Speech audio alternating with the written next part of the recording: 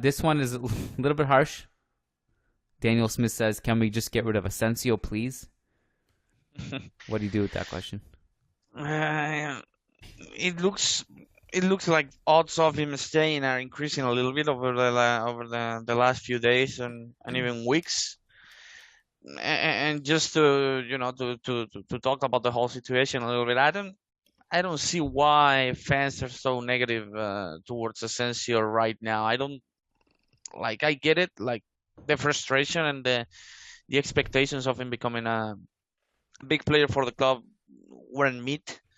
Weren't met. Sorry. So I get the whole frustration of it all, but to me there are other players in the current squad who are definitely making uh, not as much impact as Asensio has made in the even in the last season. I realized that obviously the way he finished the season wasn't ideal, but at the end of the day, he still was the team's third best scorer in the season. So it's not that I would extend his contract, but it's not that I want him gone ASAP either. It's to me, it's a little bit surprising seeing how negative Real Madrid fans are towards Asensio, while I don't know, everyone seems to believe that Hazard is going to be unbelievable again this season, and everyone is so excited about the potential of him becoming a quality player again. When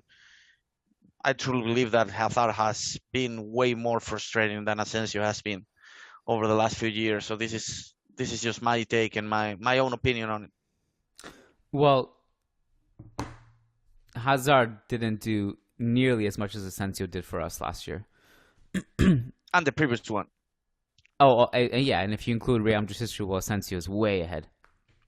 Um, I don't. I also don't understand hate. I mean, hate is a weird word because, like, how can you just hate people? Like, I see a lot of this like vitriol on social media towards players. It's one thing to like be disappointed with a player that plays for your team. It's another thing to just be angry and make it so personal and insult the player and actually have hate in your heart for somebody that plays for your football team. It's always been a very strange concept to me that people can actually go that far. It's actually kind of worrying. I wonder what their life is like if they actually feel that strongly about someone. But I think with Asensio, it's just that it's kind of to me, I'm a little bit apathetic towards him Hmm. in the sense that if he stays and he provides us with minutes off the bench, but not as a starter, I'm fine with it. But if he leaves, I would be fine with it too. I just don't Hmm. see him as someone who really moves the needle that much and is a difference maker. And I think what it seems like his demands are now in terms of his salary, I think Real Madrid are. I don't think it's going to be easy for a destination to just appear for him. Hmm. That's My fine. That's fair. my question to you is, and this is my concern, and I tweeted this today. My concern is that if the club is waiting for his departure to sign somebody, which may or may not be true, it's just a hunch. There's conflicting ideas and reports and theories out there. Ancelotti keeps saying we're not signing anyone. Many reputable journalists have Hmm. said that that would change if we sell Asensio or another attacker. My concern is if they're waiting for Asensio to go, you're leaving it pretty late. Gnabry's already locked up by Bayern now. Hmm. What are the options that are going to be left? It's not. I don't want it to be a Xabi Alonso situation where he leaves at the end and we can't find a Hmm. replacement. That's my concern. What are your thoughts on that? Yeah, it's correct. It seems like the rumors and the latest reports seem to be focusing on Sané from Bayern, but to me, he's not as affordable as Gnabry would have been. And I like Sané, but again, my main not concern, but my main surprising thing or feeling about the whole situation is that I don't even think Real Madrid should be that desperate about selling Asensio. Like, okay, if a good deal comes, if a good offer comes their way, Real Madrid have to take it because at the end of the day, he's going to be a free agent next year, and obviously he's not projected or expected to be a starter this season. So I get that, but it's not like Real Madrid should be desperate to sell Jovic, to sell Mariano, to to sell Hazard, to be quite honest, but that's impossible, and that's ultimately why everyone is buying on all the theories saying that Hazard is going to come back. But desperation should be way higher for Real Madrid to sell those players. Obviously, Jovic's already gone, but than selling Asensio, who is still, I think, could have a role in this current squad, even if that role is a bit disappointing considering, well, not a bit, very disappointing considering the potential he had as a player, But I don't see why the whole narrative is let's get rid of Asensio right now. When, to be honest, I think it's debatable. I think that what Barcelona are doing this summer is what's got people panicking about what's happening right now at Real Madrid, which is not much. I bet you that if Barcelona weren't so busy behind the scenes in the transfer market, because it's been dead in the Real Madrid front. You and I were talking about this, that I was like, there's not that much to do. We're putting out content and having fun with it, and we're doing it at a relaxed pace. But if you were covering Barcelona, it would be a hugely different job description this summer. But I think if Barcelona were having a quiet summer, I think that people wouldn't be as panicking and as emotional as they are right now, because this is, again, the reality.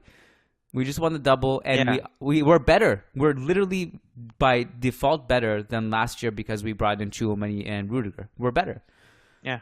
And if nothing else happens, we still have two right wingers who, whatever your definition of right winger is, and maybe they don't fit that category for you, whatever the definition is, we have two players at the very least, three if you include Lucas Vazquez, if you want to get really fun, that helped us win the Champions League. Fede Valverde started and was awesome. Rodrigo came off the bench and was awesome in the Champions League. We still have that as our base, but the fact that Barca are busy in the transfer window, I think, has been what's put pressure on everything and made everyone panic. That's my take.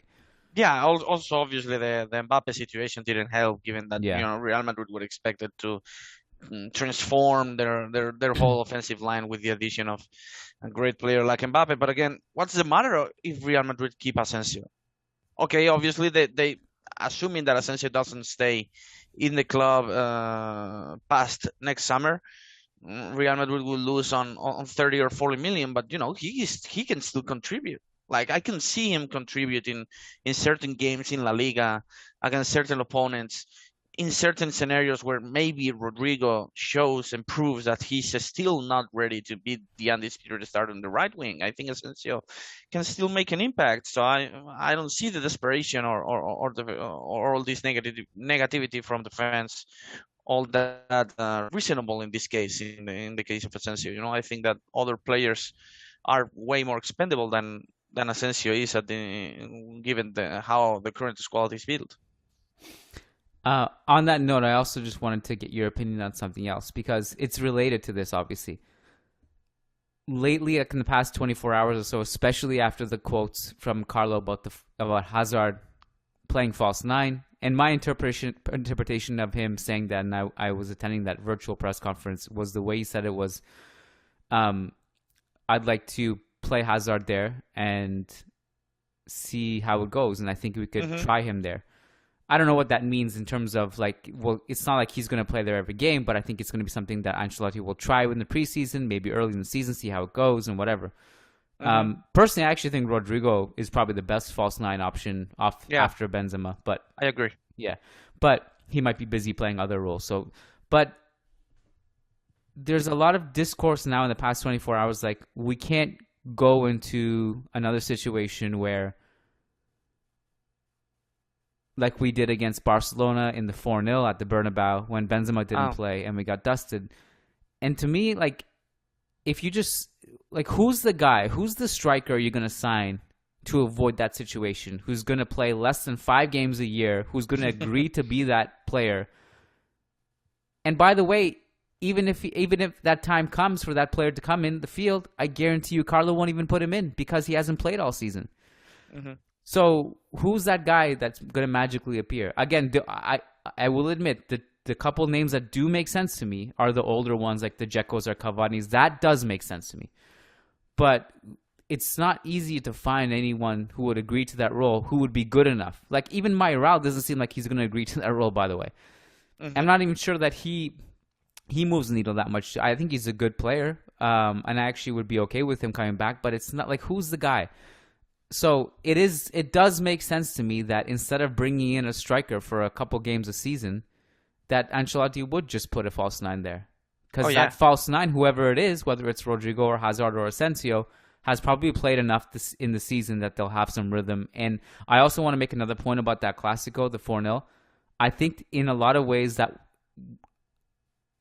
it was an anomaly in the sense that Ancelotti tried some things that he probably wouldn't have necessarily tried if he hadn't already won the league by then, basically. And the other thing is that it was a tactical mess. It had, obviously, Benzema's leadership and talent was missing, but at the same time, that team had a lot of problems that day tactically. And I think it's not just about Benzema missing. So I just wanted to make those points, and I wanted to get your thoughts on it as well. Oh yeah, I agree with you 100%. I think the false nine alternative to Benzema makes a lot of sense, especially when you have, if Asensio stays, three players who can play that role. I'm not even sure if Hazard is actually better for that role than both Rodrigo and Asensio. To be honest, Asensio has experience in that role for the Spanish national team. And he I can know that, score. and he can score and has very good shot from distance. So, but Hazard seems fine to me also, and obviously if you're going to keep him and you're going to keep his salary on the books, you are going to have to find some minutes for him down the road, and if that's the role Ancelotti is thinking of, I'm totally fine with it, with the alternative of using a false nine to replace Benzema whenever he's not available or needs some rest. I think that all Rodrigo, Hazard, and Asensio can play that role, so I'm totally fine with Ancelotti choosing that solution to the Benzema replacement conundrum.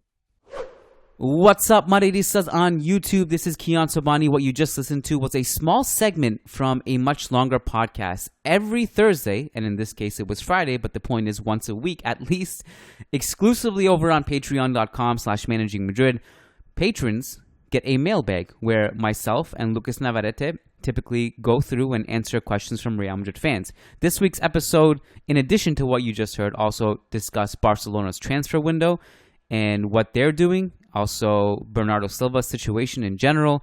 Is he attainable? Is he not? We also spoke about Cristiano Ronaldo's situation and the European Super League and a ton more. So if you like our content and you want to support high quality journalism and you like our analysis, go over to patreon.com/managingmadrid. Get bonus shows per week exclusively just for you, and you'll join an ever-growing Real Madrid family. And we look forward to seeing you on the inside. Thanks, and Hala Madrid.